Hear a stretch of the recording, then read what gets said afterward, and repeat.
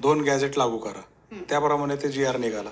यापूर्वीचे जे आंदोलन आहेत जरांगे पाटलांचे, ते जर तुम्ही डोळ्यासमोर आणले तर त्यांच्या आंदोलनानंतर जवळपास 57 लाख कुणबी लोकांना प्रमाणपत्र मिळालं, ही वस्तुस्थिती आहे. कालचं आंदोलन जर पाहिलं तर मराठा समाजाला आजपर्यंत कुठल्याच आरक्षणात बसत नव्हते.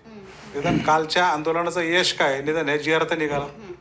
हैदराबाद आणि सातारा लागू तर झालं. आता भविष्यामध्ये एक एक एक एक होईल ना, त्यामध्ये सगळं होईल ना. सगळं तुम्ही लगेच राष्ट्रपतीला लिहा, प्राईम मिनिस्टरला लिहा, सुप्रीम कोर्टला कळवा, ह्या अशा फास्ट गोष्टी होत नव्हत्यात. डोळ्यासमोर सिच्युएशन आणा. 5 दिवस आंदोलन झालं होतं, बऱ्यापैकी बाहेर चिघळलं होतं. जरांगे पाटलांची तब्येत ढासळत चालली होती. कुठल्या क्षणाला काय घडू शकलं असतं. इकडं हायकोर्टने तुमच्या खांद्यावर ठेवली होती की यांना तासभरात उचला. ह्या सगळ्या सिच्युएशनमध्ये कुठंतरी शेवटी कसं आहे, ताणलं की तुटतं. अजून काही वेळ गेलेली नाही.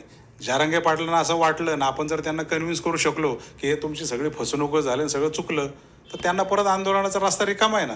पण अगदीच काही नसल्यापेक्षा मराठा समाजाच्या पदरात काहीतरी पडलं, यात कुठंतरी समाधान मानायला पाहिजे. 2 गॅजेट लागू